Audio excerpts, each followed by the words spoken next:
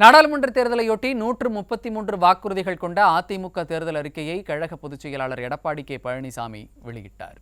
சென்னை ராயப்பேட்டையில் உள்ள அதிமுக தலைமை அலுவலகமான எம்ஜிஆர் மாளிகைக்கு வருகை தந்த கழக பொதுச் செயலாளர் புரட்சி தலைவர் புரட்சி தலைவி சிலைகளுக்கு மலர் தூவி மரியாதை செலுத்தினார். பின்னர் மாவட்ட செயலாளர்கள் உடன் ஆலோசனை நடத்தினர். இதைத் தொடர்ந்து நாடாளுமன்ற தேர்தலுக்கான தேர்தல் அறிக்கையை கழக பொதுச் செயலாளர் வெளியிட்ட நிலையில் அதனை கழக அவைத் தலைவர் தமிழ்மகன் உசேன் பெற்றுக் கொண்டார்.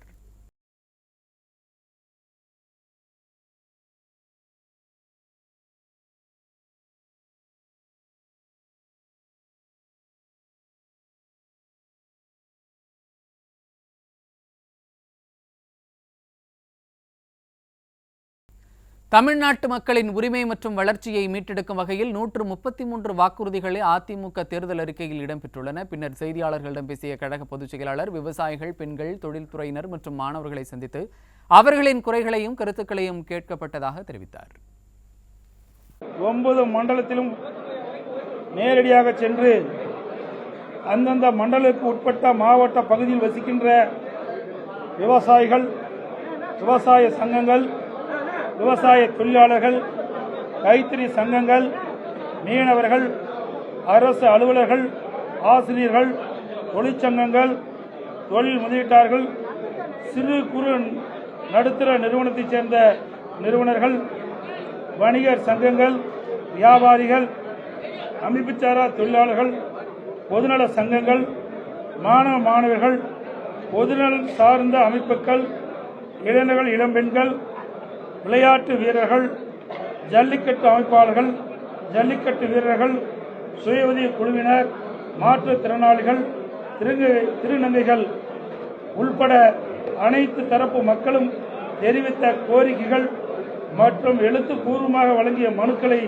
முழுவதும் ஆராய்ந்து முழுக்க தமிழக மக்களின் நலன்களை மேம்படுத்தக்கூடிய திட்டங்களையும் அந்தந்த பகுதி மக்களின் நீண்ட நாள் கோரிக்கைகளை நிறைவேற்றி தரும் வகையிலும் தயார் செய்யப்பட்டுள்ள தேர்தல் அறிக்கை மக்கள் முன் சமர்ப்பிக்கின்றோம். அதிமுக தேர்தல் அறிக்கையை வெளியிட்ட பிறகு அதிமுக பொதுச் செயலாளர் எடப்பாடி கே பழனிசாமி செய்தியாளர்களை சந்தித்த காட்சிகளை தற்போது பார்க்கலாம்.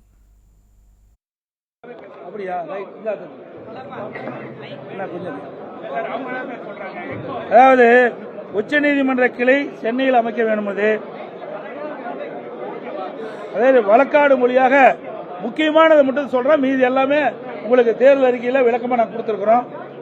வழக்காடு மொழி தமிழில் இடம்பெற வேண்டும் என்பது, மகாத்மா காந்தி ஊரக வேலைவாய்ப்பு திட்டம் உறுதி திட்டத்தில் இன்றைக்கு இந்த விடியா திமுக அரசாங்கம் 100 நாளிலிருந்து 150 நாளாக உயர்த்தப்படும் சொன்னாங்க. 2021 சட்டமன்ற பொதுத் தேர்தல் போது அந்த கோரிக்கையை நிறைவேற்றல.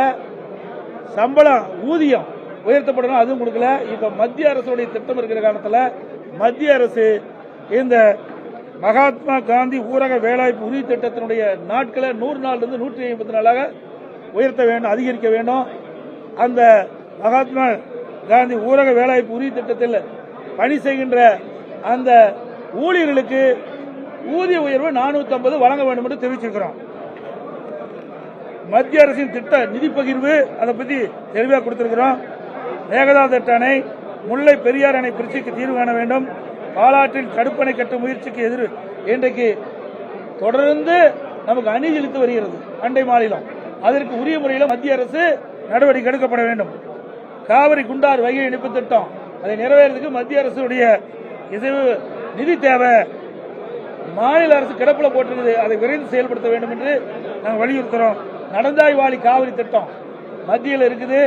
இந்த மாநில அரசாங்கம் விடியா திமுக அரசு போராடி வாங்கல. எங்களுடைய நாடாளுமன்ற உறுப்பினர் வெற்றி பெற்று வருகின்ற பொழுது நடந்தாய்வாளி காவிரி திட்டத்தை வலியுறுத்தி தேவையான நிதி வாங்கி அந்த திட்டத்தை நிறைவேற்றுவோம். கால்வாய் கான்கிரீட் திட்டம், பாண்டியாறு புன்னப்பலா திட்டம், சிறுவாணி அணை தூர்வாரி சீரமைக்கும் திட்டம், மருத்துவ படிப்பு நீட்டுக்கு மாற்றுத் தேர்வு முறை, மழைநீர் சேகரிப்பு திட்டம், குடிமராமத்து அமைப்பு திட்டம், கச்சத்தீவு மீட்பு, தமிழக மீனவர்களுக்கு பாதுகாப்பு, இதர பிற்பட்ட வகுப்பில் மேல்நிலையினர் எனப்படும் கிரிமிலேயர் வருமான வரம்பை உயர்த்த வலியுறுத்துதல், உயிர்காக்கும் மருந்தின் விலைகளை குறைக்க நடவடிக்கை, இருசக்கர வாகனங்களுக்கென்று தனி பாதை அமைத்தல், மருத்துவ பணியாளருக்கு தனி வாரியம், சாயப்பட்டறை கழிவுநீர் பிரச்சனைக்கு தீர்வு, வகுப்பாரியம் பாதுகாக்கப்பட வேண்டும். வெளிநாடு வாழ் தமிழில் நலம் காத்திட நலவாரி அமைச்சிட வேண்டும். நிறைய இருக்குது. பழங்குடி சாலை வசதி, சிறு குறு நடுத்தர தொழில் மேம்பாடு, விவசாயத்தை உயிர்நடியாக காப்பது, மத்திய மாநில அரசுக்கான நிதி பகிர்வு, மாநில அரசு கடன் பெற மத்திய அரசின் உத்தரவாதம், இலங்கை தமிழுக்கான இரட்டை குடியுரிமை, பெட்ரோல் டீசல் விலை, இது வந்து மிக மிக முக்கியம். நீங்க பாத்தீங்கன்னா ஏற்கனவே மத்திய அரசு இருந்தது. இன்றைக்கு எண்ணெய் நிறுவனங்கள் பாத்தீங்கன்னா வெளிநாட்டில இருந்து இறக்குமதி பண்றாங்க கச்சா எண்ணெயை. அப்போ ஒரு விலையை நிர்ணயிக்கிறாங்க. அதிகமா இருக்கும்போது விலை உயர்த்திடுறாங்க. அந்த கச்சா எண்ணெய் இறக்குமதி செய்யும் போது விலை குறைகின்ற போது குறைக்கிறது இல்லை. ஏற்கனவே மத்திய அரசு அவருடைய கண்ட்ரோல் இருந்தது. அதே போல எண்ணெய் நிறுவனத்திலிருந்து மத்திய அரசாங்கம் இதை ஏற்று இதை நடத்த வேண்டும். பெட்ரோல் டீசல் விலை குறைக்கப்பட வேண்டும். அது எங்களுடைய கோரிக்கை. அதே போல சமையல் எரிவாயு அந்த விலையும் குறைக்க வேண்டும்.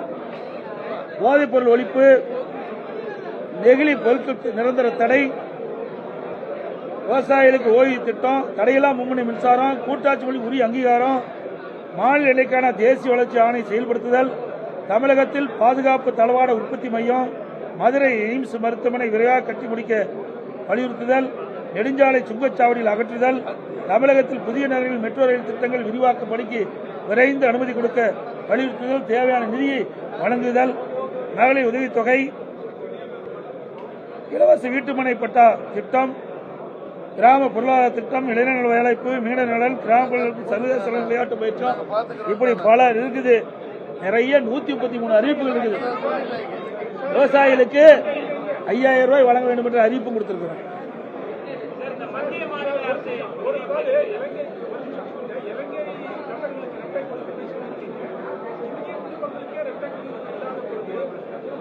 ஏங்க இது மத்திய அரசுக்கு வலியுறுத்தல் என்ன தப்பு கேட்கிறோம். அவைய கோரிக்கை இது 9 மண்டலத்துக்கும் நேரடியாக எங்களுடைய மூத்த தலைமை கழக நிர்வாகிகள் சென்று அவர் கொடுக்கப்பட்ட மனு அதன் அடிப்படையில் தயாரிக்கப்பட்டது. இது மக்களுடைய பிரச்சனை தான். நாங்கள் இதை நான் எங்களுடைய தேர்தல் அறிக்கையில் வெளியிட்டிருக்கிறோம்.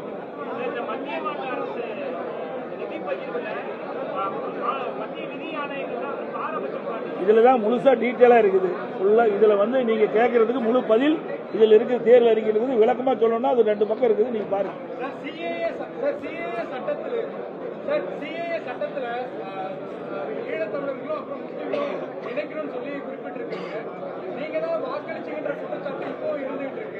நாங்க அதாவது என்ன பேசுறது நீங்க பார்க்கணும். அதாவது எங்களுடைய நாடாளுமன்ற உறுப்பினர் திரு அன்வர்ராஜா அவர்கள் தெளிவாக பேசியிருக்கிறார். வேற யாருமே பேசல. காங்கிரஸ் கூட பேசல, திமுக கூட பேசல.